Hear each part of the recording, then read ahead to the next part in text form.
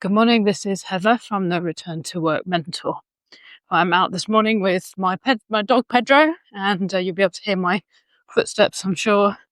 And just for anyone new listening, this is one I tend to do in my audio podcast, but when I'm up in the mornings walking my dog. So we do occasionally have to have little pauses, and that's what some of the noise will be, and you'll be able to hear it in my voice that I'm walking. So today I wanted to do a part 3 of what I think is now going to be 4 parts of around some A's regarding work and health. So last time we talked about acknowledging the stage that you're at, whether that is you feel that you're becoming unwell or getting to a place where you're not able to cope but you're still at work, having had recent health crisis and having to take some time off and still being in that space, or beginning to look at returning to work and or having started a phased return, acknowledging the stage that you're at and taking accountability for the next actions on that, whatever that might be. So please feel free to go back and revisit that one, which should be just before this one.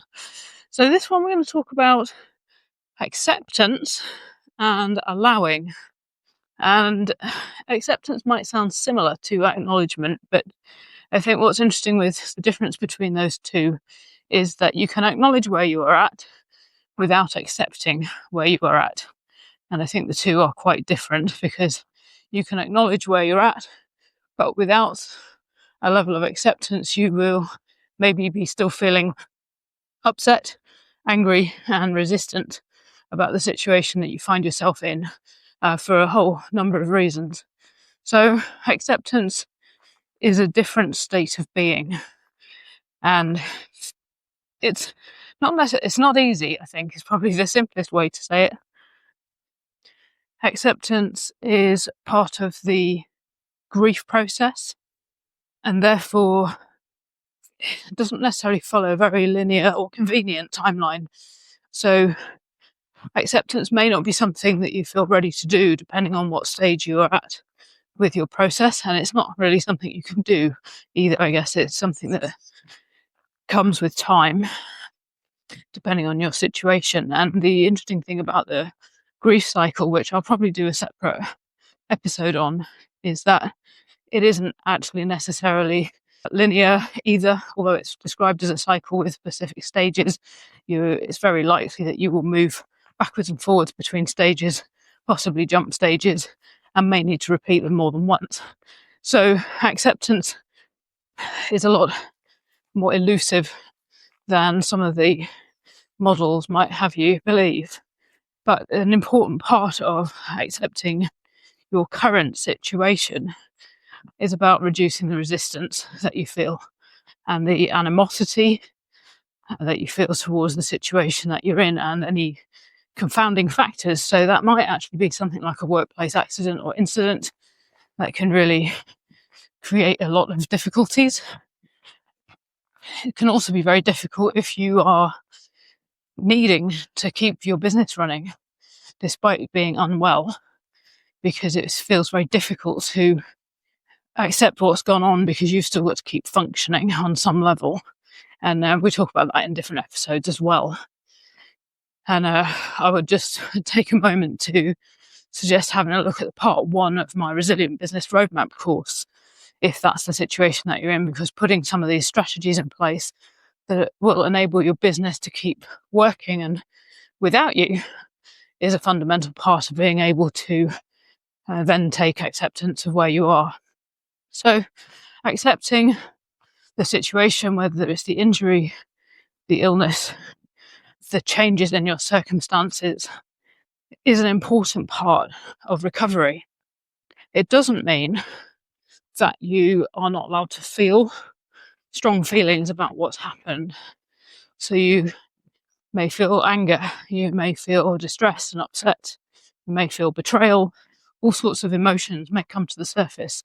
And that is actually part of the process towards acceptance. So the difference here, I really think, is in the taking the acknowledgement that you are in the situation and the state that you're in, the looking at the current circumstances and making a choice to be present to that current situation, accept that this is where you are right now, and therefore what needs to happen next is what's most important, rather than worrying about what comes in 3 months' time or the 3 months that led up to the situation that you're in, for example. Then the second part of this is allowing, and now this is a kind of really interesting word.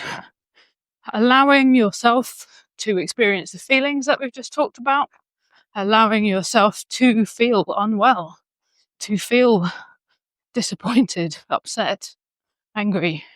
Allowing all those feelings will help this process, but also it will help your health. Because if you are spending all your time resisting what's going on with your health in order to try and keep things running, whether that's the business, home life, what have you, one thing obviously impacts the other, then it's exhausting. And that takes energy away from the vital needs that you have for healing. So allowing yourself to feel what you feel, to be as you are today, and to deal with what you need to deal with today, not yesterday and not tomorrow.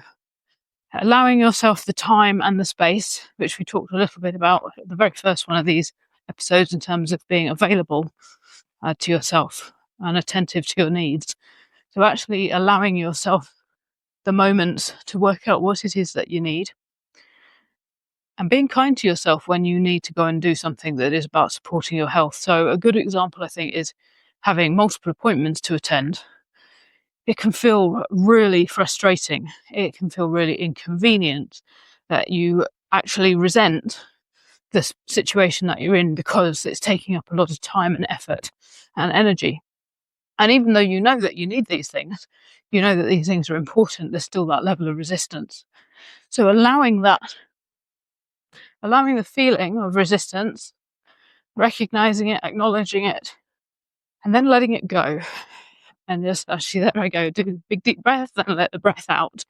Because actually the holding and resisting is taking up energy that is not helpful to your recovery process. So combining these two in terms of accepting that you need to attend appointments, for this, continuing that example, and then allowing yourself to put those in your diary, to take the time required and to deal with what needs dealing with. Giving yourself that permission almost is a vital part of this journey and of your recovery and your health management. Because if you're resisting this and not taking the time, you will always feel in conflict with yourself. And ultimately, that's not helpful to being able to work productively either, let alone live healthily. And I just want to touch, therefore, on the fact that for some of us, it's quite common to be waiting for somebody else to give us permission, to allow us to do something. And if this is something that you come up against, and in that moment where you are sitting, acknowledging your feelings, if you notice that actually you are seeking somebody else to tell you it's okay to feel like this, to take time out for appointments, to take time out for rest, recovery, rehabilitation, whatever the needs are, then it's time to start looking inside and checking in. Is that really necessary? That somebody else needs to give you permission to do these things? This is actually comes right back around to accountability. If you're looking outside of yourself for someone else to give you permission, then the chances are you've not yet taken accountability and responsibility yourself for the situation you find yourself in. Again, just a side note and a caveat, I'm not talking about you being responsible for the situation that you find yourself in. I'm talking about you taking responsibility and accountability for taking the next steps and the next action that needs to happen as the situation is. So I hope that's been useful. You can see that all these A's are linked together, and acceptance and allowing, or giving yourself permission, if that's easier to think about, then are both fundamental parts of this process and fit together with the others in this that I've been talking about.